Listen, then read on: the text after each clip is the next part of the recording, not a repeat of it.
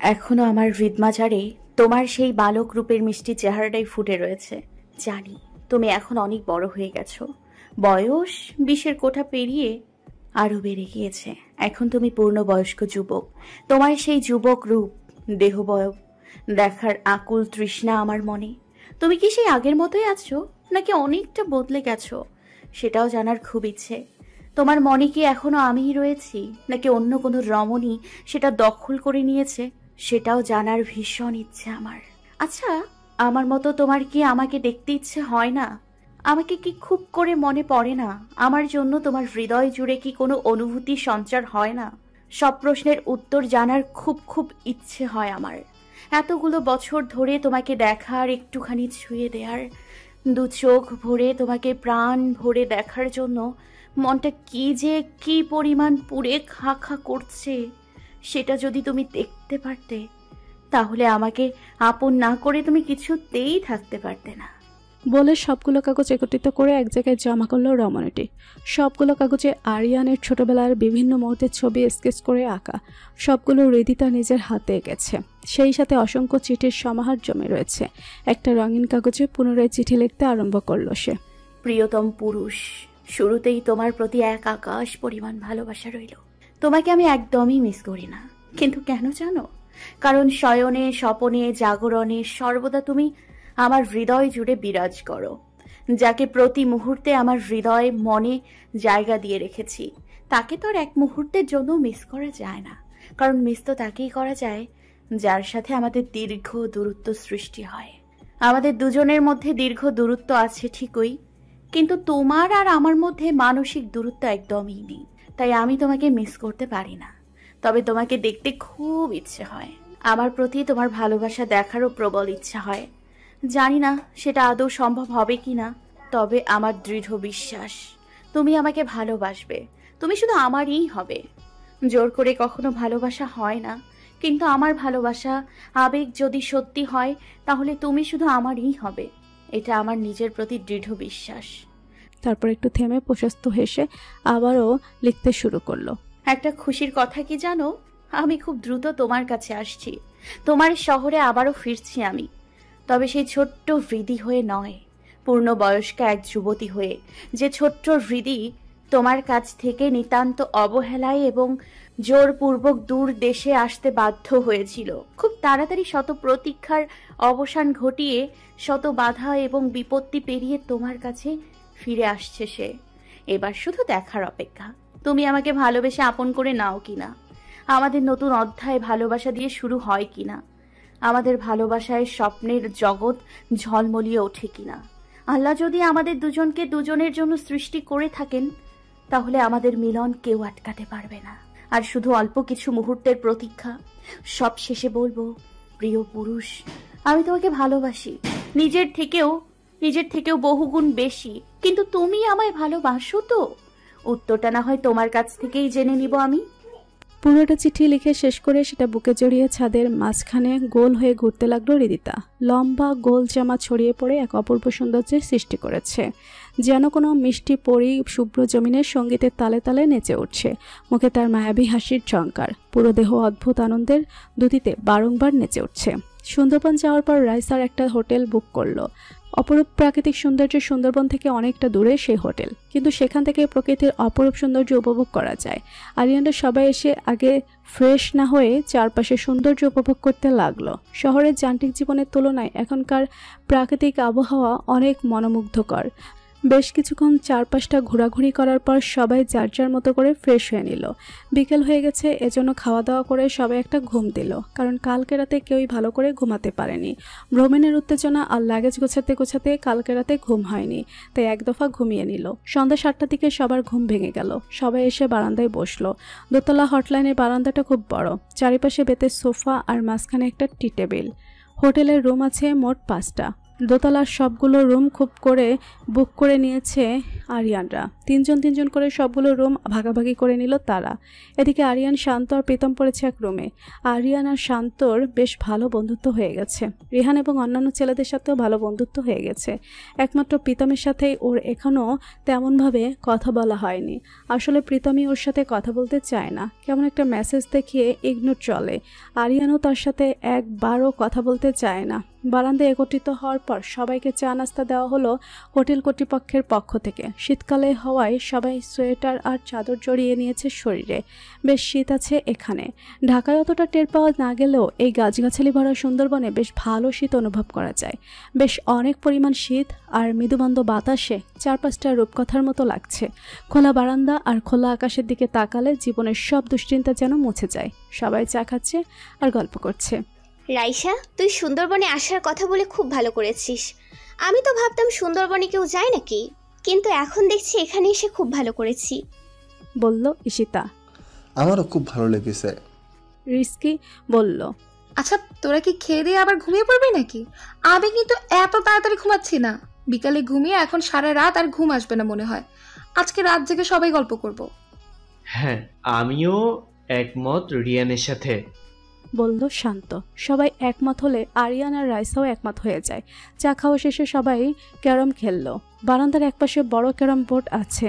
9টা পর্যন্ত মহা উল্লাসের সাথে সবাই ক্যারম, উনো কার্ড এবং লুডো খেললো। এরপর একত্রে রাতের খাবার খেয়ে নিল। চল এবার ট্রুথ আর ডেয়ার খেলি। হ্যাঁ হ্যাঁ চল, আমিও এটাই ভাবছিলাম। টেবিলে লম্বা বোতল রেখে সবাই গোল হয়ে বসলো। বোতল ঘোরাতেই বোতল প্রথমে গেল রেহানের কাছে। কি নিবি Rohan, truth or dare? Rehan মনে মনে ভাবলো, ডিয়ার নিলে ওকে দিয়ে আচ্ছা মতো কাজ করিয়ে নেবে হারামি বন্ধুগুলো। তার চেয়ে ভালো ট্রুথ নেই, যেই ভাবা সেই কাজ। হাসতে হাসতে রেহান ট্রুথ নিয়ে নিল। শান্ত একটি ভিলেন মার্কস হাসি দিয়ে বলল, তুই কাকে মনে মনে পছন্দ করিস? সত্যি সত্যি বলবি। মিথ্যে বললে হার একটাও আস্ত রাখবো না। সব প্রমাণ আমার কাছে আছে, কিন্তু আমি তোর মুখ দিয়ে স্বীকার করব। রেহান পড়ে গেল মহাবিপদে। সে তো কবে থেকে শ্রাবণীকে পছন্দ করে, কিন্তু সামনাসামনি কি আর বলা যায়? শ্রাবণী তার মানেই বসে আছে। বেচারার গলা শুকিয়ে কাঠ হয়ে যাচ্ছে। শান্তর উপর প্রচণ্ড রাগ হচ্ছে। মনে হচ্ছে ব্যাটাকে এখনই চিবিয়ে খেয়ে ফেলি। আর ওদিকে শান্ত মুখ চেপে হাসছে। কি হলো বল? এত সময় নিলে বাকিরা খেলবে কখন? রাইসা বলল। রেহান একটা ভ্যাবলাকান্ত মার্কা হাসি দিয়ে বলল, শ্রাবণী। বলেই এক দৌড়ে একেবারে নিজের রুমে গিয়ে দরজা লাগিয়ে দিও। আর এদিকে তো সবাই হাসতে হাসতে ফেটে পড়েছে।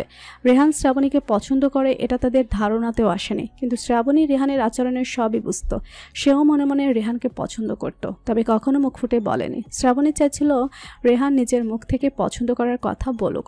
অপ্রস্তুত পরিস্থিতির মধ্যে রেহান কথাটা বলে দিলেও লজ্জায় পাশাপাশি সে মনে মনে খুশিও হয়েছে। সবাই রেহানকে নিয়ে ইচ্ছামতো মজা দিচ্ছে, আর বেচারি শ্রাবণী তো লজ্জায় নুয়ে পড়ছে। সেও মাথা নিচু করে নিজের রুমে চলে গেল। দুইটা দেখ কিভাবে পালালো। শান্তর হাসি যেন আর থামছেই না। আচ্ছা, ওদেরকে ওদের মতো থাকতে দে। চল আমরা আবার খেলা শুরু করি। এবার বোতল ঘোরাতে শান্তর দিকে বোতল ঘুরল। শান্ত পড়ল মহা ফেসাদে। ও সবাইকে ফাঁদে ফেলে মজা নেয়। আজকে ওর সাথে না জানি কি হতে যাচ্ছে। বেচারা তো ভয়ে অস্থির। আর একদিন ঈশিতা ভিলেনি মার্কা হাসি হাসছে। ইদানিং শান্ত তাকে বেশি সময় দেয় না। আজ তার যোগ্য প্রতিশোধ হাসিল করবে। কি রে শান্ত, ট্রুথ নিবি নাকি ডেয়ার? বলল ঈশিতা। শান্ত জানে এই মেয়ের সামনে ট্রুথ নিলে তাকে এমন সব প্রশ্ন করবে যাতে তার ইজ্জত মাটির সাথে ধুলোয় মিশে যাবে। তাই যত কষ্টই হোক তাকে ডেয়ার নিতে হবে।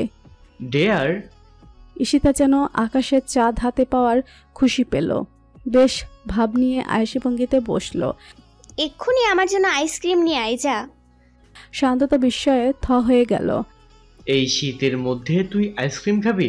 মাথার তার কি সবটা ছিঁড়ছে নাকি আরো বাকি আছে? আর তাছাড়া এই সুন্দরবন, আমি আইসক্রিম পাবো কোথায়? সেটা তুই জানিস, আমি কি করব? এখন ডেয়ার যেহেতু নিয়েছিস সেটা পূরণ কর, না হলে সারা রাত তোকে দিয়ে আমার পার্টি পাবো।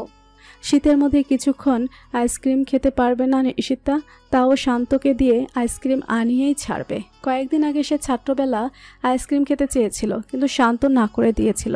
সে প্রতিটি হচ্ছে আজকে নেবে। মনে মনে ভাবতে সে ভিলেন মার্কা হাসিটা আবার দিল। এদিকে শান্ত তো কিছুতেই যাবে না, কিন্তু তাও বন্ধুদের চাপাচাপিতে নিচে নেমে গেল। দেখা যাক হোটেলের ম্যানেজারকে বলে কোনো ব্যবস্থা করা যায় কিনা।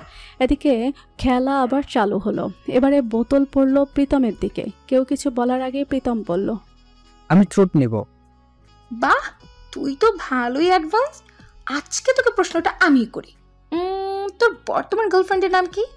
রাইসা দ্রুত বলে উঠল। প্রীতম কি বলবে বুঝতে পারছে না। সে তো দুদিন পর পরেই গার্লফ্রেন্ড চেঞ্জ করে।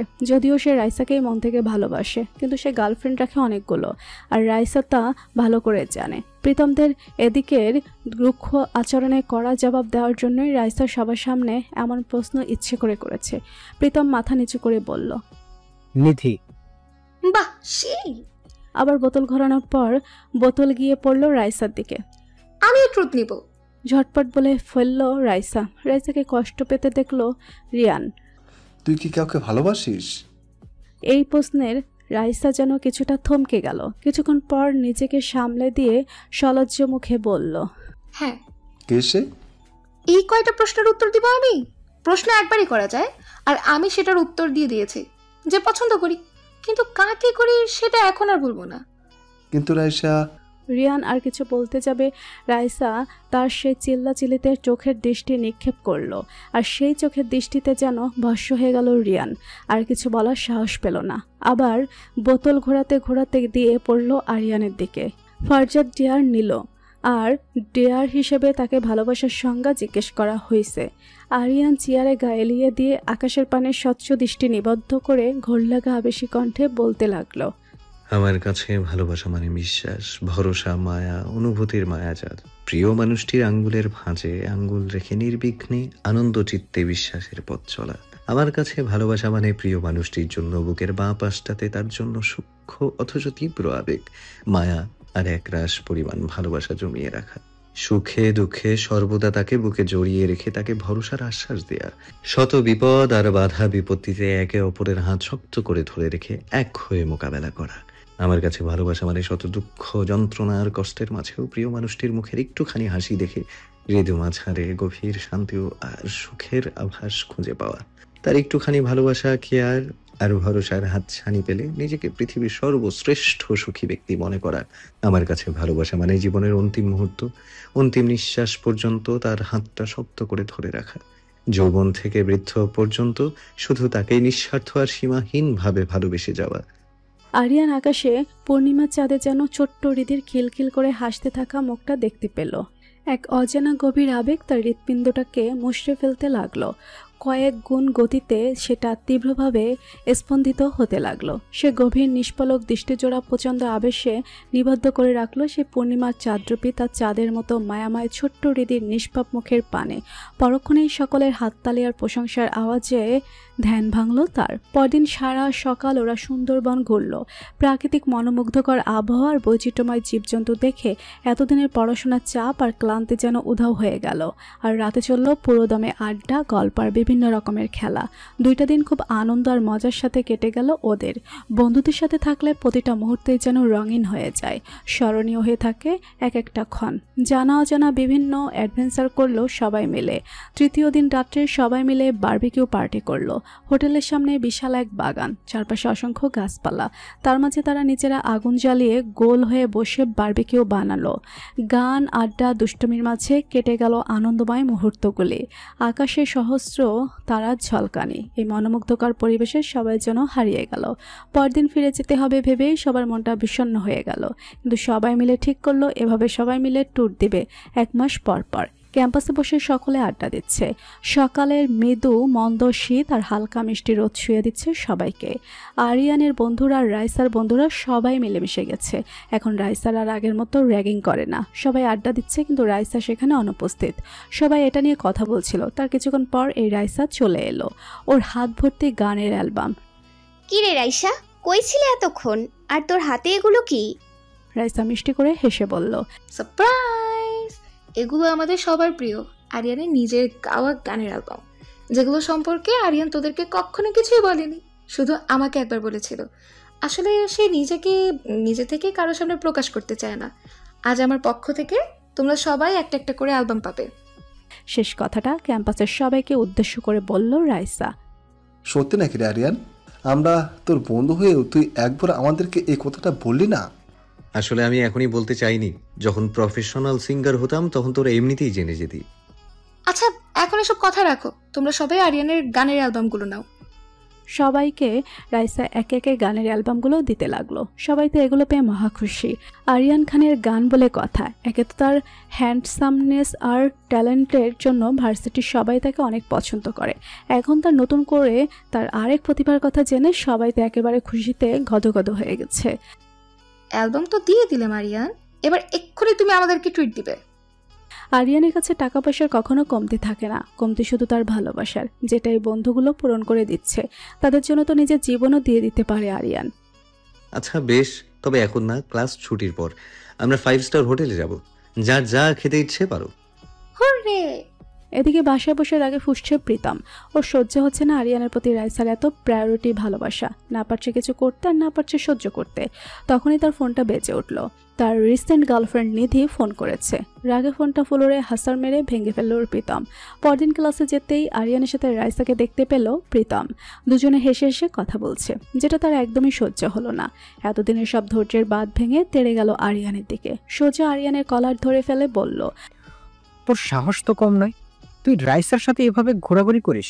এত কিসের কথা আর ঢলাঢলি ওর সাথে? আজকে তোর একদিন কি আমার একদিন। বলে যেই আরিয়ানকে থাপ্পড় দিতে নিবে অমনি রাইসা প্রীতমের হাতটা ধরে কষিয়ে সবার সামনে প্রীতমকে চড় মারল। আরিয়ানের কলার ধরে ফেলায় সেও প্রচণ্ড রেগে গিয়েছিল। ওর প্রতি এরকম দুঃসাহসের ব্যবহার করার কেউ সাহস পায়নি। সেও পাল্টা জবাব দিত, কিন্তু তার আগেই রাইসা তার প্রতিবাদ করে ফেলল। রাইসা একবার থাপ্পড় মেরেও ক্ষান্ত হলো না, ক্রমাগত 2 হাতে থাপ্পড় দিতে লাগলো প্রীতমকে। শেষে এতেও না হয়ে পায়ের জুতা খুলে সবার সামনে ওকে জুতাপেটা করতে লাগলো। প্রচণ্ড রাগে ফুসছে সে।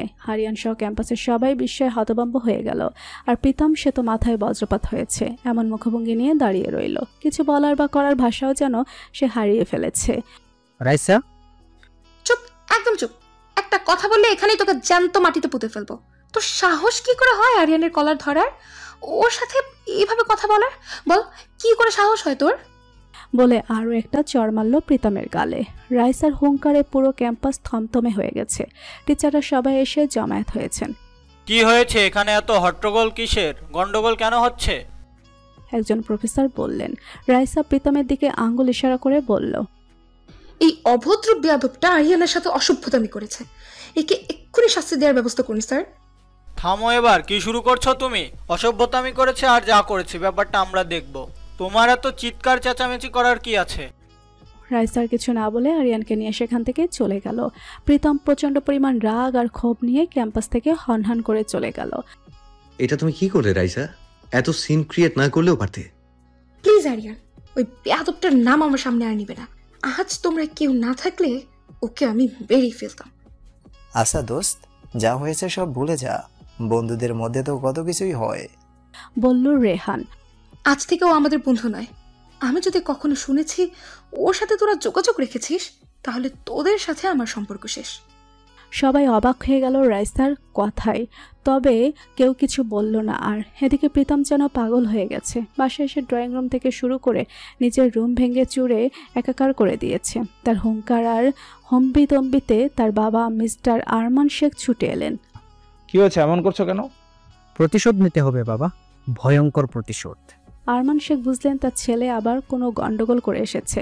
এসব তো কদিন পরপরই হয়, কিন্তু আজকের মতো এত রেগে যেতে প্রীতমকে তিনি কখনোই দেখেননি। ছেলের কাঁধে হাত রেখে ভিলেনি হাসি হেসে তার বাবা আরমান শেখ বললেন, তোমার প্রতিশোধের সমস্ত ব্যবস্থায় আমি পাশে আছি। আর প্রীতম তার বাবার দিকে তাকিয়ে একটা পৈশাচিক হাসি দিল।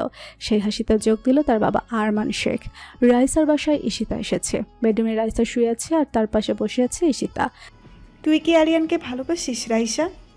জবাব না দিয়ে রাইসা চুপ করে থাকলো। ঈশিতা আবার বলতে শুরু করলো, তুই চুপ করে থাক আর যাই থাক, আমি জানি তুই আরিয়ানকে ভালোবাসিস, কিন্তু একটা কথা জেনে রাখ, আরিয়ান কোনো মেয়েকেই তার জীবনের সঙ্গে জড়াবে না। তার পেছনে লেগে থেকে নিজেকে কষ্ট দিস না। এই রাইসা পাইনি এমন কিছুই নেই। আমি যা চাই তাই পাই, আর যেটা পাই না সেটা জোর করে আদায় করে নেই। আরিয়ানকেও আমি জোর করে আদায় করে নেব, যদি স্বেচ্ছায় আমার না হতে চায়। ঈশিতা একটা দীর্ঘ নিঃশ্বাস ছেড়ে বলল, সবকিছু জোর করে হয় না রে, ভালোবাসা তো একদমই না। রাইসা রহস্যময় হাসি দিয়ে বলল, just wait and see, Aryan আমারই হবে। আর যদি আমার না হয় তাহলে আমি ওকে আর কারোর হতে দেব না। ঈশিতা এক দৃষ্টিতে চেয়ে থাকলো রাইসার দিকে। এই মেয়ে অসম্ভব জেদি, ওকে বোঝানোর চেষ্টা করা বৃথা। সে জানে না এর পরিণতি কি হতে পারে। এই ভেবে মনে মনে একটা দীর্ঘশ্বাস নিল। দেখতে দেখতে অনেকগুলো দিন কেটে গেল। প্রীতমের সাথে ওর বন্ধুদের এখন আর কোনো যোগাযোগ নেই। প্রীতম ওদের থেকে এখন দূরে দূরে থাকে। আর এদিকে আরিয়ান রাইসাদের সাথে আর ওর বন্ধুদের সাথে ভালোই দিন কাটিয়ে যাচ্ছে। সেদিন ছিল রবীন্দ্র জয়ন্তী। ভার্সিটি জুড়ে বড় আয়োজন করা হয়েছে। রবীন্দ্র জয়ন্তী উপলক্ষে অডিটোরিয়ামে রবীন্দ্রসঙ্গীতের আসর বসেছে। দেশের খ্যাতনামা শিল্পীদের আমন্ত্রণ জানানো হয়েছে রবীন্দ্রসঙ্গীত গাওয়ার জন্য। ভার্সিটির অনেক ভালো গান গাওয়া স্টুডেন্টদেরও গান গাইতে বলা হয়েছে। আরিয়ান আর ওর টিম মিলে রবীন্দ্রসঙ্গীত গাওয়ার প্ল্যান করেছে। সবাই অনেক আগ্রহ নিয়ে বসে আছে আরিয়ানের কণ্ঠে রবীন্দ্রসঙ্গীত শোনার জন্য। স্টেজটা অনেক বড় সুন্দর ফুল দিয়ে সাজানো হয়েছে। সামনে অসংখ্য চেয়ার। সামনের সারিগুলোতে খ্যাতনামা সঙ্গীত শিল্পী আর প্রফেসররা বসেছেন। তার পেছনের সারিতে সব স্টুডেন্টরাও বসেছে। এদিকে ঈশিতা আর ওর বান্ধবীরা কতক্ষণ ধরে রাইসার জন্য অপেক্ষা করছে। প্রায় আধা ঘন্টা হয়ে গেল, রাইসা এখনো আসছে না। ফোন করে যাচ্ছে, ফোন বন্ধ পাওয়া যাচ্ছে। ওদের এখন টেনশন হতে শুরু করেছে। কিরে রাইসার কি হলো আজকে? ও তো সবসময় সবার আগে উপস্থিত থাকে, আজকে ওর কি হলো? সেটা তো আমিও জানি না রে। আঙ্কেলকে ফোন করলাম, আঙ্কেল বলল ও তো বেরিয়ে গেছে, এতক্ষণে তো চলে আসার কথা। এদিকে শ্রাবণীর সামনের দিকে তাকিয়ে না হা হয়ে গেল। সবাই শ্রাবণীর অবস্থা দেখে অবাক হয়ে গেল। ওর চোখ অনুসরণ করে সামনের দিকে তাকাতেই সবাই যেন মূর্তি হয়ে গেল। এটাও কি সম্ভব? রাইসা শাড়ি পরে এসেছে। আকাশি নীল রঙের শাড়িতে রাইসাকে অপরূপা লাগছে। স্ট্রিট করা ঘন লম্বা কালো চুলগুলো পিঠ জুড়ে ছড়ানো, হাতে কানে গলায় আকাশি নীল রঙের জুয়েলারি আর চুড়ি। অপ্সরাদের মতো সুন্দরী লাগছে ওকে। শুধু ওরাই নয়, ভার্সিটির প্রত্যেক রাইসাকে এই রূপে দেখে যেন আকাশ থেকে পড়ল। যে মেয়েকে কোনোদিন জিন্স প্যান্ট আর আটুসাটো পোশাক ছাড়া কেউ দেখেনি, তাকে এই রূপে দেখে তো অবাক হওয়ারই কথা। রাইসা বান্ধবীদের সাথে এসে মুস্কি হেসে বলল, কি রে তোরা প্রত্যেকে হা করে আছিস কেন? ভূত দেখেছিস নাকি? শান্ত নিজেকে কিছুটা সামলে নিয়ে বলল, ভূত দেখার থেকে কম কিসে, তুই আর শাড়ি ওই দিনও দেখতে হলো আমাদের। আমি মনে হয় স্বপ্ন দেখছি রে, কেউ আমাকে একটু চিমটি কাট। শ্রাবণী রেহানকে খুব জোরে বাহাতে একটা চিমটি কাটলো। রেহান আউচ করে চেঁচিয়ে উঠল। রাইসা হেসে বলল, আরে নারীতেই শাড়ি, তোরা এমন ভাব করছিস যেন আমি কোনো মেয়েই না। তোকে তো আমরা কখনো মেয়ে মনেই করিনি, পুরো লেডি গুন্ডি লাগতো। তোর যে অ্যাটিটিউড, পুরোই মাফিয়া কুইন। বলেই প্রত্যেকে হাসতে লাগলো। আর এদিকে রাইসা গরম চোখে তাকাতেই সবাই চুপ হয়ে গেল। আরে এদিকে দাঁড়িয়ে আমরা সময় নষ্ট করছি কেন? ওদিকে মনে হয় আরিয়ানদের ফাংশন শুরু হয়ে গেছে। চল চল জলদি চল সবাই। রাইসা তাড়া দিতে প্রত্যেকে অডিটোরিয়াম রুমের দিকে চলল। প্রত্যেকে গিয়ে তৃতীয় সারির চেয়ারগুলোতে বসে পড়ল। দেশের বিখ্যাত রবীন্দ্রসঙ্গীত শিল্পীরা রবীন্দ্রসঙ্গীত গাইছেন। এভাবে প্রায় 1 ঘন্টা চলে গেল। রাইসার আর ভালো লাগছে না। রবীন্দ্রসঙ্গীত তার কোনো কালেই ভালো লাগে না। ও এখানে এসেছে শুধুমাত্র আরিয়ানের গান শোনার জন্য। রাইসার অস্থিরতা দেখে ঈশিতা বলল, কিরে তুই কি বোর ফিল করছিস রাইসা? আরে হ্যাঁ, আমি তো আরিয়ানের গান শোনার জন্য অপেক্ষা করছি। ওর গান কখন শুরু হবে? ঈশিতা মুস্কি হেসে বলল, বান্ধবী দেখে আমার পুরো ফিদা হয়ে আছে আরিয়ানের প্রতি। সবুর কর, সবুরে মেয়া ফলে।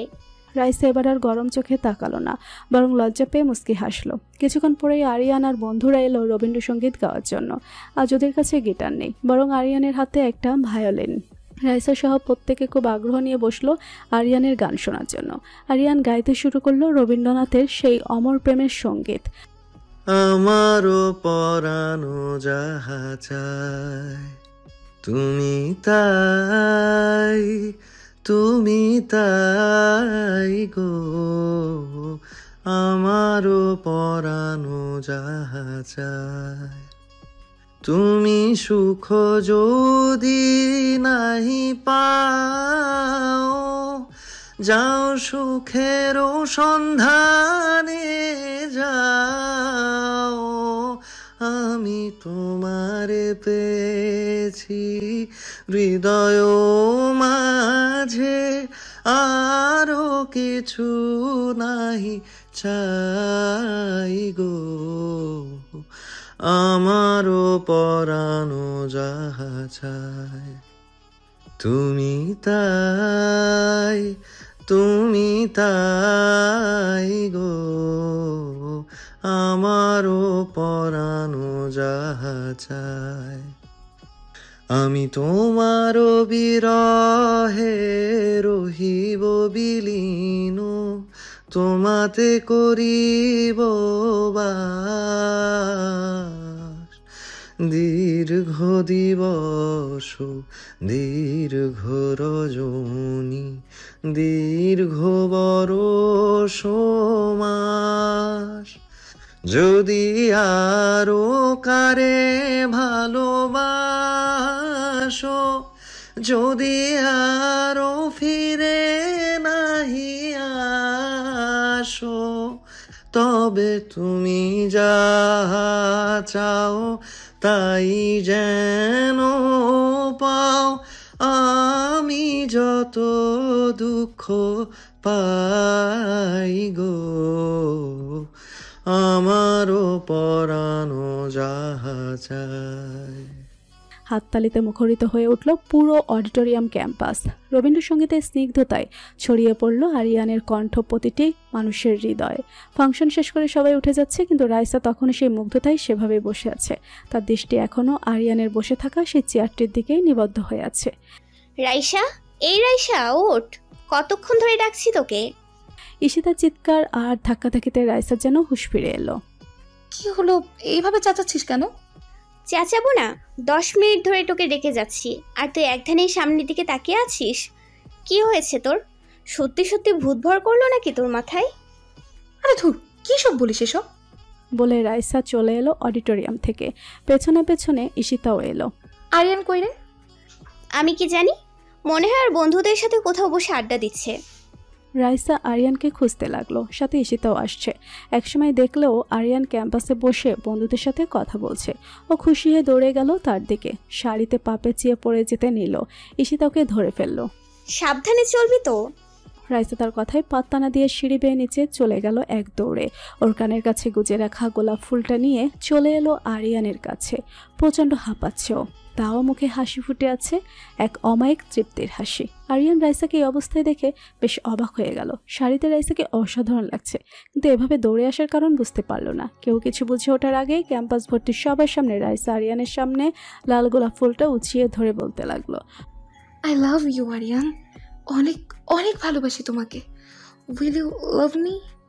সকলে যেন বিশ্বাস সীমা থাকলো না। রাইসা প্রপোজ করছে, তাও আবার আরিয়ানকে, যে মেয়েকে কোনোদিন ভয় ছাড়া কেউ কখনোই দেখেইনি। সে কিনা এভাবে একটা ছেলেকে প্রপোজ করছে। কত শত ছেলে ওকে প্রপোজ করেছিল, অ্যাকসেপ্ট করা তো দূরের কথা, অপমান জুটেছিল তাদের ভাগ্যে, আর পরিণাম হয়েছিল ভয়াবহ। অনেক ছেলেরা আজকে রাইসার প্রতি নতুনভাবে ক্রাশ খেয়েছিল। তারা জ্বলছে রাইসা আরিয়ানকে প্রপোজ করছে বলে, আর ভার্সিটির প্রত্যেকটা মেয়ে জ্বলছে আরিয়ানকে রাইসা প্রপোজ করছে বলে।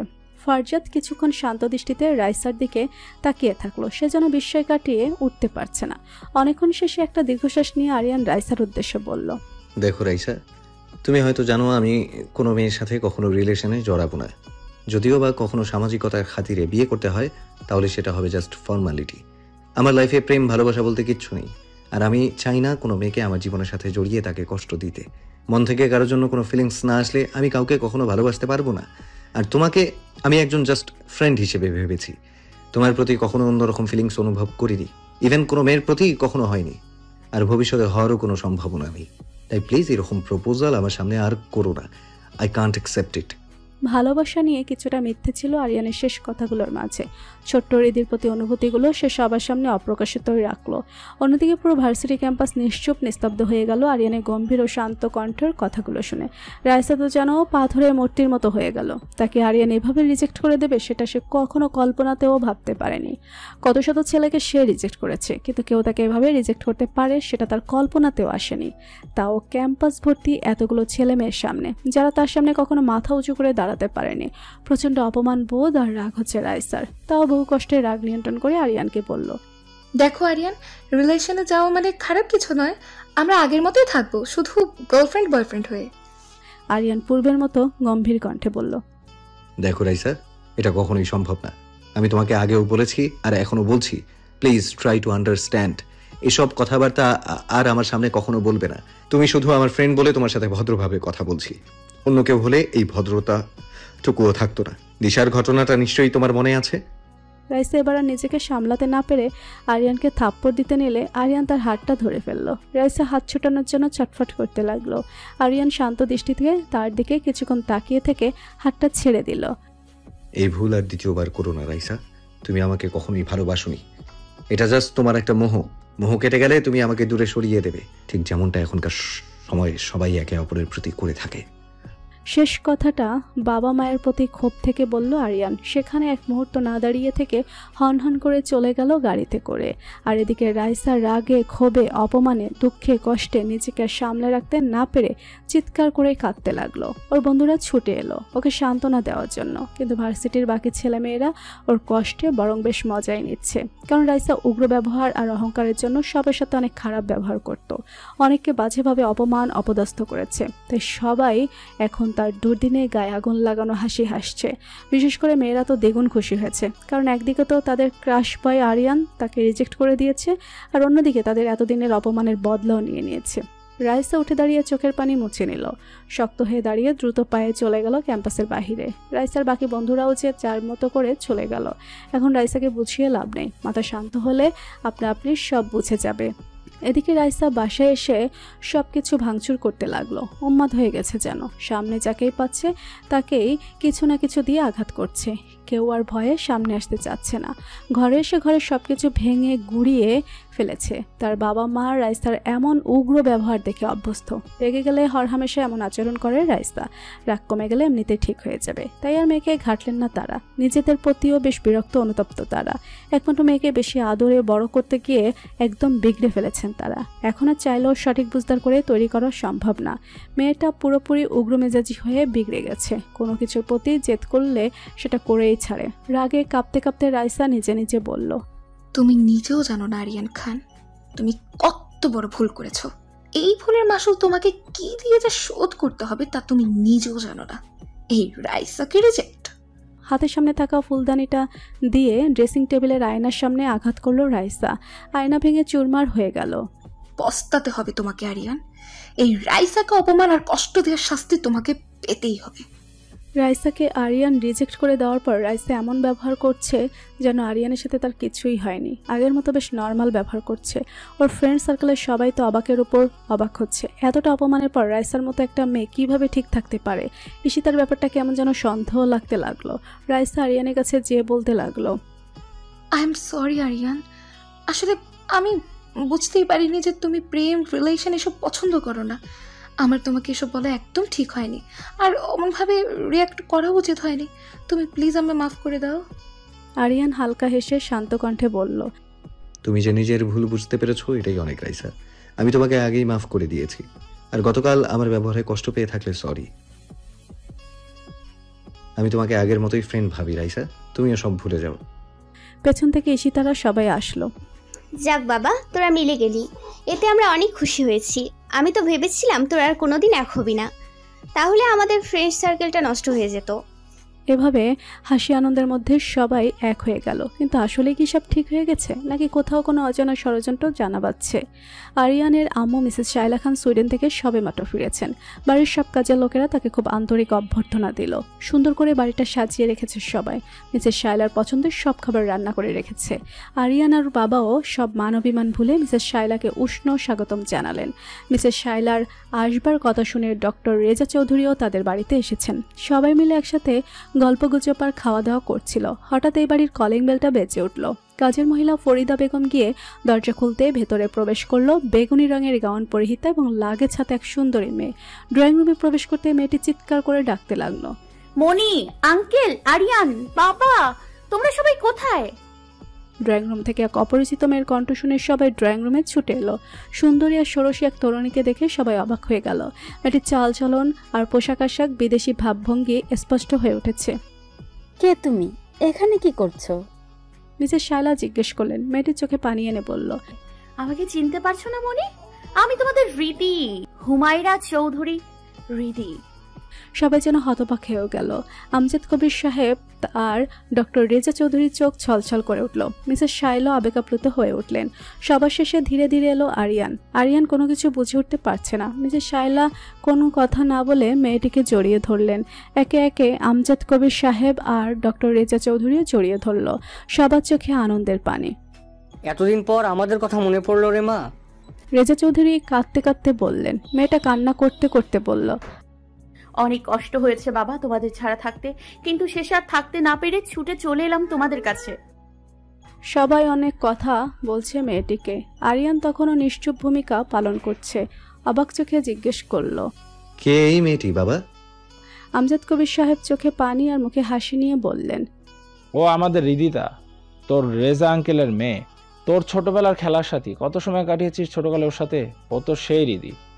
আরিয়ান বিস্ময়ভূত নয়নে তাকিয়ে থাকলো সামনে থাকা মেয়েটির দিকে। মেয়েটিও তার দিকে এক দৃষ্টিতে তাকিয়ে থাকলো। আরিয়ানের বিস্ময় যেন কাটছেই না, কিছুতেই যেন বিশ্বাস হচ্ছে না সবকিছু। এত বছর পর নিজের ছোটকালের সাথীকে এভাবে দেখতে পাবে সেটা সে কখনো কল্পনাও করেনি। মস্তিষ্কের মানসপটে ছোটবেলার অজস্র স্মৃতি দ্রুত গতিতে হানা দিতে লাগলো। চোখ দুটো লাল হয়ে অশ্রুসিক্ত হয়ে গেল। আবেগ আপ্লুত হলেও মেয়েটিকে দেখে আরিয়ানের মনে কোনো অনুভূতির সঞ্চার হলো না। হৃদস্পন্দন একটুও বাড়ল না। কিন্তু কেমন আছো আরিয়ান? ভালো আছি, তুমি কেমন আছো? তোমাদের ছাড়া এতদিন ভালো ছিলাম না, কিন্তু এখন অনেক ভালো আছি। মিসেস শাইলা তাড়া দিয়ে বললেন, আচ্ছা সব কথা কি এখানেই বলবি? আগে যা ফ্রেশ হয়ে নে, তারপর কথাবার্তা বলা যাবে। মেয়েটি ফ্রেশ হতে চলে গেল। আরিয়ানের এখনও যেন বিস্ময় কাটছে না। বিকেলে ড্রয়িং রুমে বসে সবাই কথাবার্তা বলছে রিদিতাকে নিয়ে। তোর খালামণিকে নিয়ে আসলি না? উনি কি জানেন তুই যে দেশে এসেছিস? রেজা চৌধুরী জিজ্ঞেস করলেন। না বাবা, খালামণিকে কিছু বলে আসিনি। আর প্লিজ তুমিও খালামণির সাথে কোনো ধরনের কন্ট্যাক্ট করো না। বলো না যে আমি দেশে এসেছি, তাহলে আবার আমাকে জোর করে কানাডায় নিয়ে যাবে। হ্যাঁ রাজা সাহেব, আমারও মনে হয় এখনই কিছু জানানো ঠিক হবে না। জানতে পারলে হয়তো আবার ওকে কানাডায় নিয়ে যাবে। মিসেস শাইলা বললেন, মামনি এখানে এসে তোমার কেমন লাগছে? আমজাদ সাহেব জিজ্ঞেস করলেন। মেয়েটি হেসে উত্তর দিল, অনেক ভালো লাগছে আঙ্কেল। তারপর এদিক ওদিক তাকিয়ে জিজ্ঞেস করল, আরিয়ান কোথায় আঙ্কেল? আমজাদ সাহেব চায়ের কাপটা টেবিলে রেখে বললেন, অত পড়াশোনা নিয়ে অনেক ব্যস্ত থাকে মা। দেখো হয়তো স্টাডি রুমে গিয়ে পড়াশোনা করছে, না তো গিটার নিয়ে বসেছে। ওর তো গান গাওয়ার খুব শখ। বেচারা আমার জন্য ইঞ্জিনিয়ারিং নিয়ে পড়ছে, না হলে তো সে কখন থেকে সিঙ্গার হওয়ার প্রিপারেশন শুরু করতো। মেয়েটি দাঁড়িয়ে বলল, আচ্ছা আঙ্কেল, আমি ওর রুমে একটু গিয়ে আসি। যাও মা। বলে মেয়েটি সিঁড়ি দিয়ে দোতলার ডান পাশের রুমটাও ঢুকে গেল। গিয়ে দেখলো আরিয়ান গিটার নিয়ে গান গাইতে প্র্যাকটিস করছে। মেয়েটি দরজায় টোকা দিয়ে বলল, আসতে পারি? Yes, come in. আরিয়ান পেছনে ফিরে তাকে দেখে বলল। মেয়েটি চারপাশে ভালো করে লক্ষ্য করে দেখলো রুমটা খুব বড় আর খুব সুন্দর করে সাজানো। একপাশে বড় একটা বুক সেলফে অনেক পরিমাণ বইয়ের সংখ্যা, আর অন্য পাশে গান বাজনার বিভিন্ন ইনস্ট্রুমেন্ট। আর পুরো রুম দামি ও শৌখিন আসবাবপত্র দিয়ে পরিপাটি করে সাজানো গোছানো। সবকিছু পরিপাটি আর গোছানো দেখে মেয়েটি প্রসন্ন হাসলো। আরিয়ান যে খুব পড়ুয়া আর শৌখিন একটা ছেলে সেটা তার প্রতিটা আসবাবপত্র দেখলে বোঝা যায়। আরিয়ান এতক্ষণ ভালো করে মেয়েটিকে লক্ষ্য করছিল, আর মেয়েটি আরিয়ানের ঘরের প্রতিটা কোণা কোণা ভালোভাবে লক্ষ্য করছিল। তোমাকে আমার মনে আছে আরিয়ান? ছোটবেলায় আমরা কত একসাথে খেলেছি, একসাথে কত ভালো সময় কাটিয়েছি। এতদিন মনে ছিল না, কিন্তু বেশ কিছুদিন আগে তোমার কথা আমার খুব করে মনে পড়তো। কেন মনে পড়তো জানি না, হয়তো তুমি ফিরে আসবে বলে তাই। মেয়েটা একটা সুন্দর হাসি হাসলো। আরিয়ান হাসিটা খুব ভালোভাবে লক্ষ্য করলো। তার এখন স্পষ্ট মনে আছে রিদি যখন ছোটবেলায় হাসতো তখন তার বাম গালে খুব সুন্দর একটা টোল পড়তো। ডান পাশের ঠোঁটের কোনাকুনির নিচে একটা লালচে তিল ছিল, যেটা ছোট থেকে আরিয়ানকে সবসময় একটা অন্যরকম আকর্ষণ অনুভব করাতো। কিন্তু এই মেয়েটার বাম গালে না পড়ে টোল, আর না আছে ডান ঠোঁটের কোনাকুনির নিচে লালচে তিল, আর তার হাসিটাও আরিয়ানকে আকর্ষণ করছে না। রিদির কল্পনার হাসি তার কাছে এর চেয়েও জীবন্ত মনে হয়। এটা কি এতদিনের দীর্ঘ দূরত্বের ফলে সৃষ্টি হয়েছে, নাকি সবটাই আরিয়ানের মনের ভুল? সে বুঝতে পারছে না। এটা নিয়ে সে গভীর চিন্তায় মগ্ন ছিল। তখনই রিদি তার ডাকে তার হুঁশ ফিরল। কি নিয়ে এত ভাবছো আরিয়ান? কই কিছু ভাবছি না তো। আচ্ছা শ্রেয়া, তোমাকে আমি কয়েকটা প্রশ্ন করি। তুমি আমাকে প্রশ্ন করবে এটা আবার বলে দিতে হবে? তোমার যা খুশি প্রশ্ন করো, আমার কোনো সমস্যা নেই। ছোটবেলায় আমি তোমাকে হৃদিতা বাদে একটা অন্য নামে ডাকতাম, সেটা কি তোমার মনে আছে? মেয়েটি যেন চিন্তায় পড়ে গেল। অনেকক্ষণ ভাবার চেষ্টা করলো, কিন্তু কিছুই মনে করতে পারল না। আসলে আরিয়ান, এত বছর ধরে আলাদা আছি, তাই তুমি কি নামে ডাকতে সেটা তো আমি এতদিনে ভুলে গেছি। প্লিজ এটার জন্য তুমি রাগ করো না। I am sorry. না ঠিক আছে। আচ্ছা, তোমার এটা মনে আছে তোমাকে যখন তোমার খালামণি জোর করে কানাডায় নিয়ে যাচ্ছিল, তখন আমি তোমাকে একটা গিফট দিয়েছিলাম? সেই গিফটের কথা কি তোমার মনে আছে? মেয়েটিকে আবারও চিন্তিত দেখা গেল। সে যেন অনেক মনে করার চেষ্টা করছে, কিন্তু কিছুতেই মনে করতে পারছে না। আসলে আরিয়ান। মেয়েটি কথা শেষ করার আগেই আরিয়ান মুস্কি হেসে বলল, সরি তোমাকে এতক্ষণ জ্বালানোর জন্য। আসলে অনেক পুরনো কথা মনে পড়ে গেছিল তো, তাই তোমাকে খুঁটিয়ে খুঁটিয়ে জিজ্ঞেস করছিলাম। প্লিজ তুমি কিছু মনে করো না।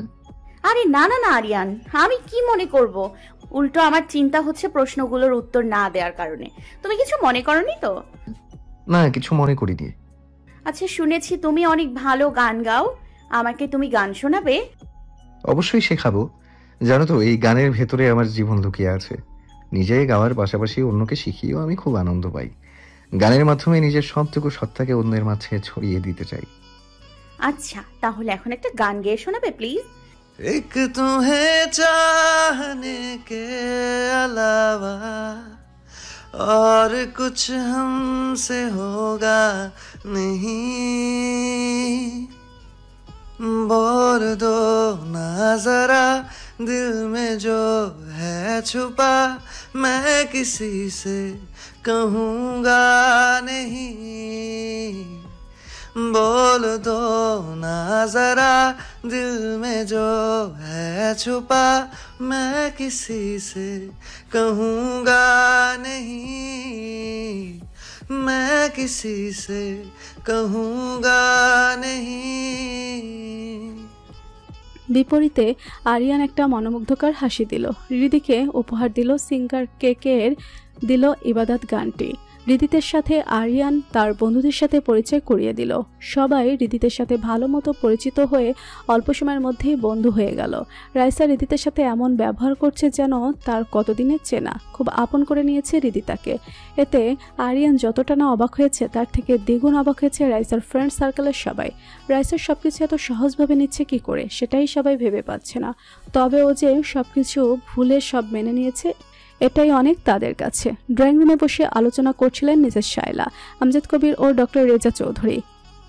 কিছু না মনে করলে একটা প্রস্তাব রাখতাম রেজা সাহেব, বললেন মিসেস শায়লা। আরে না না ভাবি, কি মনে করব? হৃদিদার মা মারা যাওয়ার পর আর ওকে হারানোর পর আপনারাই তো আমার ফ্যামিলির ছিলেন এবং এখনো আছেন। আপনারা যা বলবেন তাতে আমি কি কখনো কিছু মনে করতে পারি? মিসেস শায়লা প্রসন্ন হলেন। আমজাদ কবিরের দিকে তাকিয়ে বেশ শান্ত কণ্ঠে ডক্টর রেজা চৌধুরীর উদ্দেশ্যে বললেন, হৃদিতাকে আমি আমার ঘরে বউ বানিয়ে আনতে চাই। বউ নয়, ও তো আমার মেয়ে হয়েই থাকবে, যেমনটি ছোটবেলায় থাকতো। ডক্টর রেজা চৌধুরী কিছুক্ষণ সময় ভাবলেন, তারপর শান্ত কণ্ঠে বললেন, কিন্তু আরিয়ানের তো এখনো পড়ালেখা শেষ হলো না, তারপরও ও প্রতিষ্ঠিত হবে। আর হৃদিতারও লেখাপড়া শেষ হয়নি। এই সময় কি ওদের বিয়ে দেওয়াটা ঠিক হবে? মিসেস শায়লা একটু হেসে বললেন, আরে রেজা সাহেব, বিয়ে দেওয়া মানেই তো একসাথে সংসার করতে হবে এমন কথা নয়। আমরা বিয়ে পড়িয়ে রাখবো, আর ওরা দুজন আগের মতোই পড়াশোনা করে প্রতিষ্ঠিত হবে। এর মধ্যে ওদেরকে দাম্পত্য জীবনের কোনো দায়িত্ব পালন করতে হবে না। ডক্টর রেজা চৌধুরী আমজাদ কবিরের দিকে তাকাতেই তিনিও আশ্বস্ত কণ্ঠে বললেন, চিন্তা করো না রেজা ভাই, হৃদিতা তোমার কাছেই থাকবে। আমরা শুধু বিয়েটা পড়িয়ে রাখবো। বলা তো যায় না এই দুনিয়া কখন থাকি না থাকি আমরা। আমজাদ কবিরের শেষের কথাটাই অপরিসীম দুঃখ আর আক্ষেপ করে ঝরে পড়ল। মিসেস শায়লা চৌধুরী পাথরের মতো শক্ত হয়ে থাকলেন। ডক্টর রেজা চৌধুরী অবাক হয়ে গেলেন। মানে কি ভাই, এমন কথা কেন বলছো? আমজাদ কবির সাহেব একটা দীর্ঘশ্বাস ছেড়ে বললেন, আরিয়ান আর হৃদিতার বিয়েটা দেওয়ার পরে আমরা দুজনে ডিভোর্সের সিদ্ধান্ত নিয়েছি। কথাটা শোনা মাত্র ডক্টর রেজা চৌধুরী হতবাক হয়ে গেলেন। কি বলবেন কিছুই ভেবে পাচ্ছেন না। এসব কি বলছো ভাই? কি শুনছি ভাবি, মানে কি এসবের? এরপরে মিসেস শায়লার দিকে তাকিয়ে অবাক কণ্ঠে বললেন, এসব কি সত্যি ভাবি? শায়লা খান কোনো উত্তর দিলেন না। ডক্টর রেজা চৌধুরী একটা দীর্ঘশ্বাস ছেড়ে বললেন, দেখুন ভাই, দেখুন ভাবি, ডিভোর্স কোনো কিছু সমাধান হতে পারে না। আপনারা আরিয়ানের কথা চিন্তা করে এতগুলো বছর একসাথে রয়েছেন, সেটা খুব ভালো কথা। কিন্তু একটাবার ভেবে দেখুন, আরিয়ান যখন এসব জানতে পারবে তখন তার বিবাহিত জীবনের উপর কি প্রভাব পড়বে? সে কি হৃদিতার সাথে এক ছাদের তলায় ভালোভাবে থাকতে পারবে? আপনাদের প্রত্যেকটি ঘটনার কথা মনে পড়ে। সেও যদি হৃদিতার সাথে ভালো থাকতে পারবে না। তাই আপনাদের কাছে আমি একটা অনুরোধ করছি, আপনাদের মধ্যে যা হয়েছে সবকিছু ভুলে গিয়ে আবার এক হয়ে যান। আমজাদ সাহেব একটা দীর্ঘশ্বাস ছেড়ে বললেন, এটা কখনোই সম্ভব নয় রেজা ভাই। আমি অনেক চেষ্টা করেছি শালার সাথে ভালোভাবে থাকার জন্য, কিন্তু যতই ভালো থাকার চেষ্টা করেছি উল্টো তার বিপরীত হয়েছে। আমি চাই না আরিয়ানের বিয়ের পর এগুলো নিয়ে ওদের মধ্যে আর কোনো ঝামেলা হোক। আমরা একসাথে থাকা তো নয়, বরং আলাদা হয়ে গেলে আরিয়ান আর হৃদিতা ভালো থাকবে। মিসেস শায়লা চৌধুরী নিশ্চুপ থাকলেন। আরও যে এ বিষয়ে কোনো দ্বিমত নেই তা স্পষ্টভাবে বোঝা যাচ্ছে, কিন্তু দুটি মানুষই ভেতরে ভেতরে প্রচণ্ড কষ্ট পাচ্ছে, তবে মুখের ভাবে কেউ সেটা প্রকাশ করছে না। ডক্টর রেজা চৌধুরী মনে মনে একটা চাপা দীর্ঘশ্বাস ছাড়লেন। তিনি বুঝলেন ওদের মধ্যে এক হওয়ার কোনো সম্ভাবনা নেই। আচ্ছা, আপনারা যা ভালো মনে করেন তাই করুন, আমি আর এই বিষয়ে কিছু বলবো না বলেই তিনি চলে গেলেন। আরিয়ানকে হৃদিতার সাথে বিয়ের কথা বলাতে সে প্রথমে নিশ্চুপ হয়ে অনেকক্ষণ রুমে বসে রইল। অনেকে ডাকাডাকি করার পরেও দরজা খুলল না।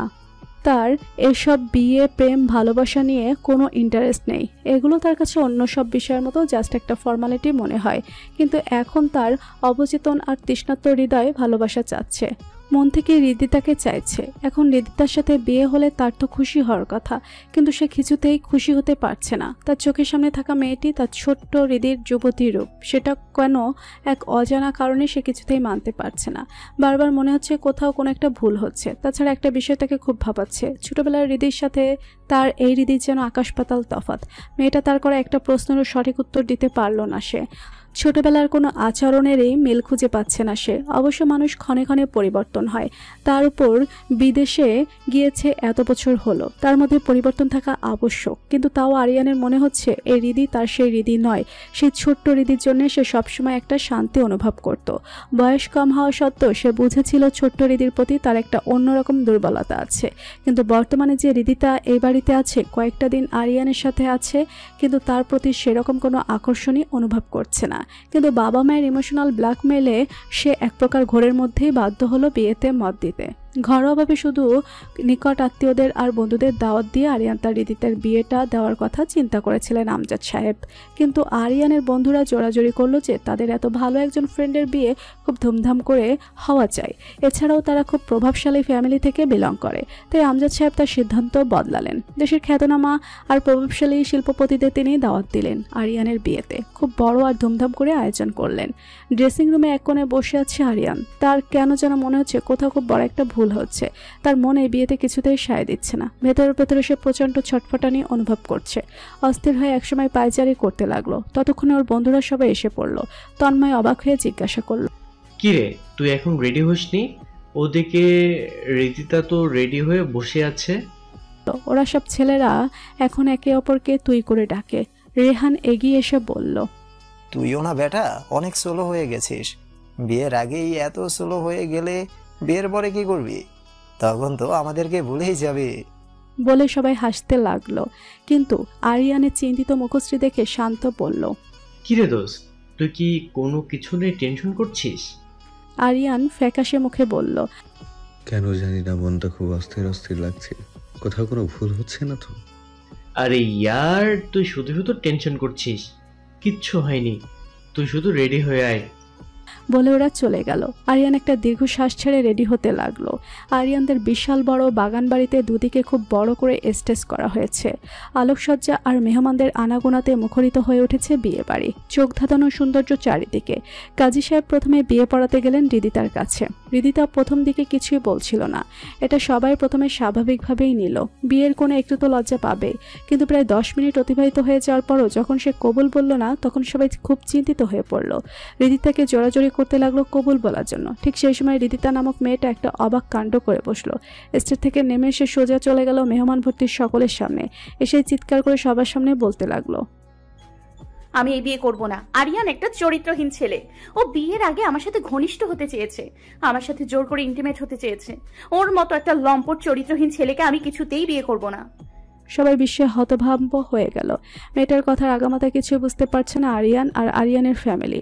আরিয়ানের পায়ের নিচে থেকে যেন মাটি সরে যাচ্ছে। কি বলছে এই মেয়েটা? এত বড় একটা মিথ্যা কথা কি করে বলতে পারলো সে?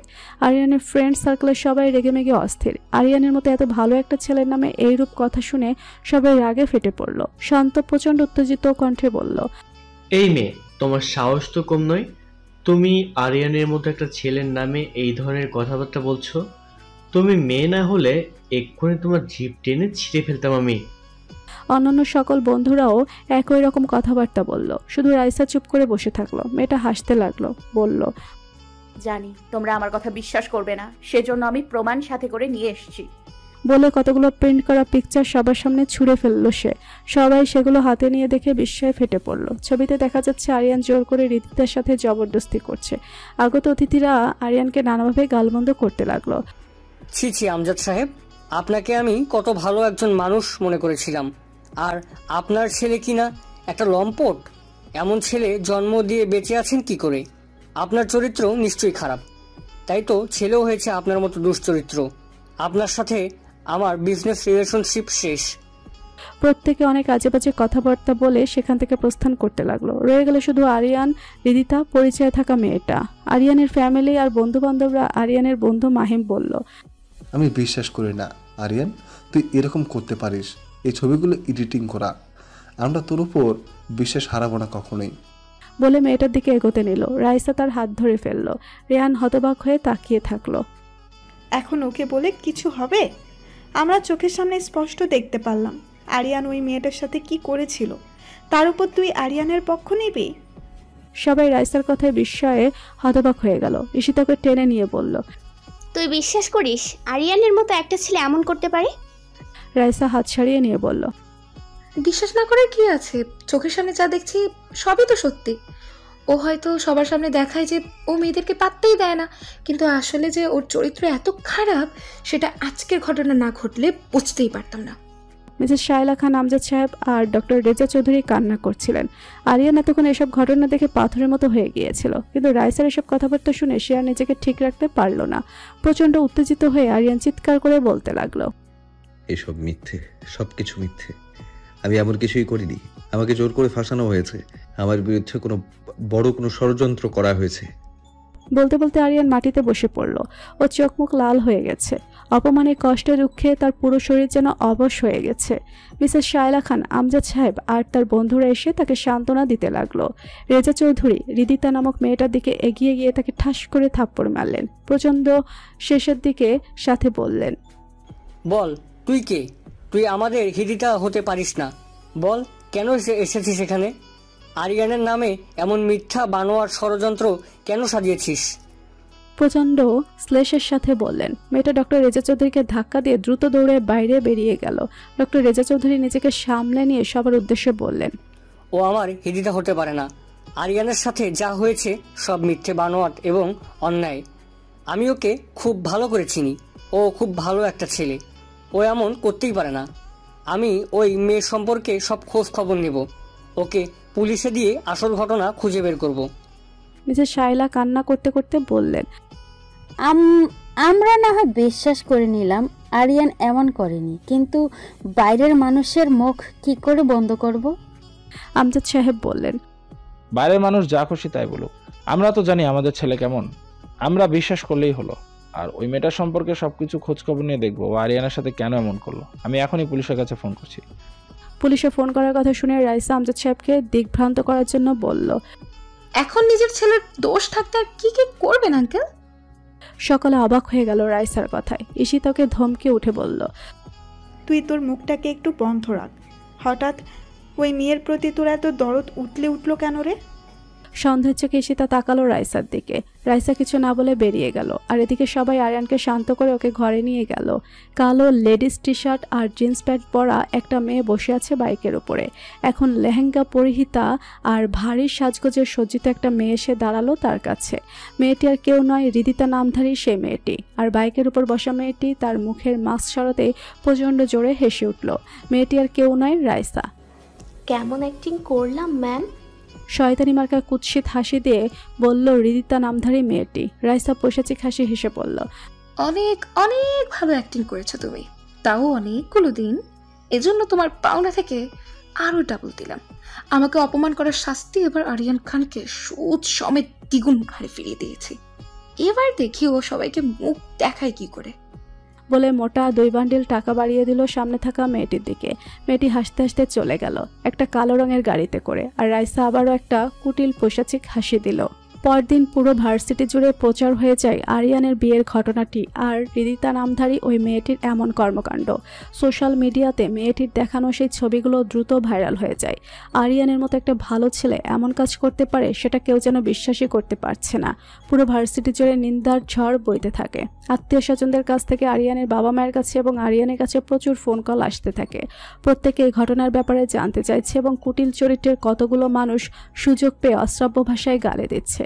না পেরে প্রত্যেকে ফোন অফ করে রাখলো। আমজাদ কবির এবং রেজা চৌধুরী পুলিশের কাছে কমপ্লেইন করলেন সেই মেয়েটির বিরুদ্ধে, কিন্তু পুলিশ অনেক তদন্ত চালিয়েও মেয়েটিকে কোথাও পেল না। পুলিশ জানিয়েছে বোধহয় মেয়েটি দেশ ছেড়ে পালিয়েছে। পুলিশ তদন্ত করে ছবিগুলো যে এআই দিয়ে এডিটিং করা সেটার কথা সবাইকে জানালো, কিন্তু তাও পরিস্থিতি পুরোপুরিভাবে শান্ত হলো না। এর উপর আবার ভার্সিটির ইয়ারলি এক্সামে আরিয়ানের উপর প্রশ্নপত্র চুরি করার আরোপ লাগানো হলো। এই আরোপ লাগিয়েছিল খোদ তার ভার্সিটির একজন প্রফেসর। আমজাদ কবির খান ভার্সিটির অফিস রুমে বসে আছেন, সাথে রেজা চৌধুরী আছেন। আমজাদ কবির গম্ভীর কণ্ঠে বললেন, আপনি কি করে আরিয়ানের উপর এমন একটা মিথ্যা আরোপ লাগাতে পারেন? এমনিতে ওর উপর দিয়ে কত ঝড় বয়ে চলেছে, আর আপনার মনে হয় আরিয়ানের মতো মেধাবী একজন স্টুডেন্ট এমন কাজ করতে পারে? দেখুন, আমি সব ভালো মতো খোঁজ খবর নিয়ে এই আরোপ লাগিয়েছি। আর আরিয়ান তো মনে হয় এর আগে যতগুলো এক্সাম হয়েছে সবগুলোতে প্রশ্ন উত্তর চুরি করেছে। একদম চুপ করুন। আর একটা মিথ্যা কথা বললে আমি ভুলে যাব যে আপনি ভার্সিটির একজন খ্যাতনামা প্রফেসর। একটা ভালো এবং মেধাবী স্টুডেন্টকে আপনারা এইভাবে ধ্বংস করে দিতে যাচ্ছেন। আপনি তো শিক্ষক নামের কলঙ্ক। বলুন, কার ইশারায় এসব আপনি করছেন? আমজাদ সাহেব ধমকে উঠলেন, নিজের ছেলেকে আগে ঠিক করুন। এমন দুশ্চরিত্র একটা ছেলেকে এত ভালো একটা ভার্সিটিতে রাখাই আমাদের ভুল হয়েছে। ওকে তো এখনই সাসপেন্ড করা উচিত। আর আপনার মতো দুশ্চরিত্র বাবার জন্য আপনার ছেলে এরকম কুলাঙ্গার হয়েছে। আমজাদ সাহেব প্রচণ্ড জোরে ধমকে উঠলেন, আর সাথে সাথেই তার বুকে প্রচণ্ড ব্যথা উঠল।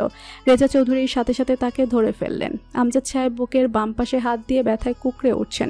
রেজা চৌধুরী আতঙ্কিত হয়ে তাকে চেয়ারে বসিয়ে তার বুকে 2 হাত একত্র করে চাপ দিতে লাগলেন, সেই সাথে পানি খাওয়াতে লাগলেন, কিন্তু কিছুতেই তার ছটফটানি কমছে না, উপরন্তু ব্যথা যেন বেড়েই চলেছে। কি হলো ভাইজান আপনার? ও ভাইজান, কি হলো আপনার? কেউ আছেন? ওনাকে একটু ধরুন, হসপিটালে নিয়ে যেতে হবে। ডক্টর রেজা চৌধুরীর চিৎকার চেঁচামেচিতে সবাই দৌড়ে আসলেন, প্রফেসর সহ বাহিরে অবস্থানরত স্টুডেন্টরা সবাই। এরপর দ্রুত অ্যাম্বুলেন্স কল করে ওনাকে হসপিটালে নিয়ে যাওয়া হলো। যাওয়ার আগে রেজা চৌধুরী সেই প্রফেসরকে শাসিয়ে বললেন, ওনার যদি কোনো ক্ষতি হয় আপনাকে আমি ছাড়বো না। মিসেস শায়লা চৌধুরী ফরজাত আমজাদ সাহেবের অসুস্থতার কথা শোনা মাত্রই হাসপাতালে ছুটে এলেন। মিসেস শায়লা তো কান্নাকাটি করে অবস্থা খারাপ। যতই মান অভিমান আর ঝগড়াঝাটি করুক, তার স্বামী তো তার একমাত্র ভালোবাসার মানুষ। আর ফরজাদের তো পাগল প্রায় অবস্থা। কখনো কান্না না করা ছেলেটি আজ চিৎকার দিয়ে হাউমাউ করে কাঁদছে। আমজাদ সাহেবকে ওটিতে নিয়ে যাওয়া হয়েছে। হঠাৎ প্রচণ্ড উত্তেজিত হয়ে যাওয়াতে হার্ট অ্যাটাক করেছেন তিনি। আবার তার হার্টে নাকি বড় একটা ব্লক ধরা পড়েছে, ওপেন হার্ট সার্জারি করাতে হবে। ওটির বাইরে সবাই কান্নাকাটি করে প্রার্থনা করছে এবং ভালো একটা সংবাদের জন্য অপেক্ষা করছে। প্রায় 1 ঘন্টা পর ডাক্তার বেরিয়ে এলেন, তার মুখ বিষণ্ণ। কি হয়েছে ডাক্তার? আমার স্বামী ঠিক আছে তো? বলুন না ডাক্তার, আমার বাবা ঠিক আছে? ডাক্তার, আমজাদ ভাই কেমন আছেন? ডাক্তার বিষণ্ণ মুখে বললেন, I am sorry, he is no more. মাত্র 2টা লাইনে কত সহজে কথাগুলো বলে ফেললেন ডাক্তার, কিন্তু এই 2টা লাইনের কথা যে 3টি মানুষের মনে কি পরিমাণ ঝড় তুলে দিয়েছে সেটা মহান আল্লাহ তাআলা ছাড়া আর কেউ জানেন না। চিৎকার, কান্নাকাটির তীব্র আর্তনাদে বিষাদিত হয়ে উঠল পুরো হসপিটাল। প্রচণ্ড গগনবিদারী আর্তনাদ আর আহাজারি, নারী পুরুষ সুস্থ অসুস্থ নির্বিশেষে এমন কান্না দেখে সবাই হতভম্ব হয়ে গেল। ওটি থেকে স্ট্রেচারে করে সাদা চাদরে আপাদমস্তক ঢেকে আমজাদ সাহেবের নিথর শরীরটা বের করে আনা হলো। মিসেস শায়লা আরিয়ান আর রেজা চৌধুরী হুমড়ি খেয়ে পড়ল তার শরীরে। কাপা হাতে মুখের চাদর সরিয়ে আরিয়ান কাঁদতে কাঁদতে বলল, বাবা, ও বাবা, তুমি আমাকে ছেড়ে যেতে পারো না। থাকতে পারবো না আমি তোমাকে ছাড়া। প্লিজ বাবা, একটাবার ফিরে এসো। ওগো প্লিজ, আমাকে ক্ষমা করে দাও। আমি আর তোমার সাথে ঝগড়াঝাটি করব না, তোমাকে আর কষ্ট দিব না, আর তোমার থেকে আলাদা হতে চাইবো না। প্লিজ আমাকে মাফ করে দাও। আমজাদ ভাই উঠেন না, আপনি তো আমার বড় ভাইয়ের মতো।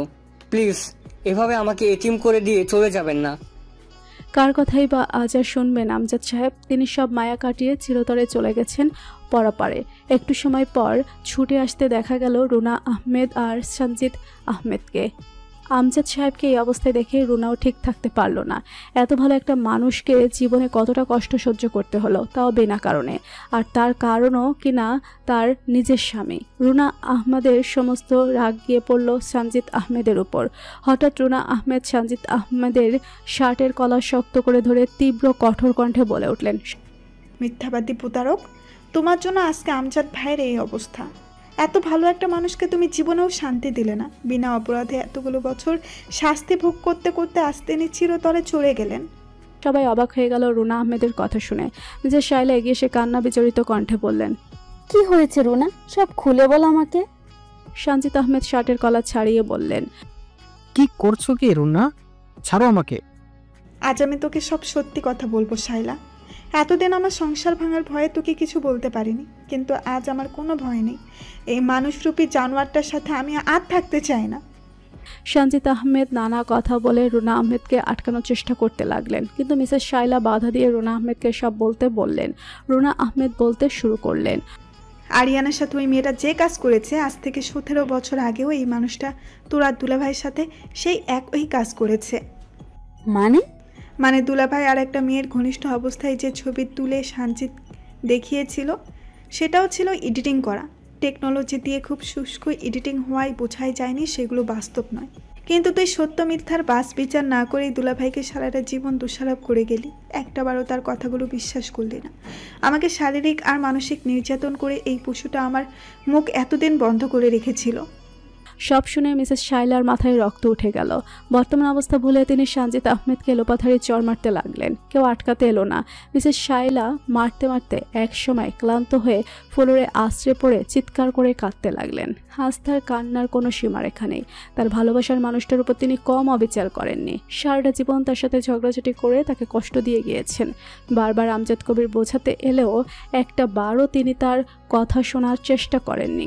আজ সে মানুষের কাছে ক্ষমা চাওয়ারও কোনো উপায় নেই। তাকে আজীবনের জন্য দোষী বানিয়ে তিনি চলে গেলেন পরপরে। অপরদিকে সঞ্জিত আহমেদকে 17 বছর আগে করা অন্যায়ের জন্য রচনা আহমেদ নিজে পুলিশের কাছে ধরিয়ে দিলেন। এতে তার এতদিন চুপ করে থাকার জন্য যে অন্যায় তিনি করেছিলেন তার কিছুটা হলেও প্রায়শ্চিত্ত হবে। মধ্যরাতে নিবিড় একটা রাস্তা দিয়ে আরিয়ান এলোপাথারিভাবে গাড়ি ছুটিয়ে চলেছে। আজ জীবনে প্রথম প্রচুর ড্রিঙ্কস করেছে সে। মুখে জ্বলন্ত সিগারেট, চোখ দুটো রক্তলাল। তার জীবন যেন পুরোপুরি থমকে গেছে। ভালোবাসার আশ্রয় ছাড়ার আর প্রিয় বাবাটাই তার কাছে নেই। তার সুন্দর ফুলের মতো একটা জীবনে এত স্ক্যান্ডেল এসে পড়েছে। তার মাঝে থেকে যেন আসল সত্তাটাই বেরিয়ে গেছে। হঠাৎ সে জোরে ব্রেক কষলো একটা গাছের সাথে আঘাত পেয়ে। স্টিয়ারিংয়ের সাথে মাথায় জোরে বাড়ি খেয়ে মাথা থেকে ফিনকি দিয়ে টকবক করে রক্ত বেরোচ্ছে। আরিয়ান অচেতন হয়ে পড়ে রইল। হঠাৎ মুখের উপর পানির ছিটা পেতেই অচেতন অবস্থা থেকে বেরিয়ে এলো আরিয়ান। সে চোখে স্পষ্টভাবে কিছুই দেখতে পাচ্ছে না, কিন্তু অনুভব করতে পারছে তার হাত পা সব বাঁধা। মাথাটা যেন যন্ত্রণায় ছিঁড়ে যাচ্ছে। শরীরটা ক্রমশ অবশ হয়ে আসছে। অনেক কষ্ট করে সামনের দিকে তাকাতে ঝাপসা দৃষ্টিতে দেখতে পেল অনেকগুলো যুবক ছেলে তার দিকে তাকিয়ে আছে। গোল হয়ে আছে ছেলেগুলো। তাদের প্রত্যেকেই হাতে হকি স্টিক। অনেক কষ্টে ধীরে ধীরে সামনের সবকিছু স্পষ্ট হতে লাগলো তার কাছে। জায়গাটা ভীষণ থমথমে। রাত নাকি দিন তাও বোঝা যাচ্ছে না।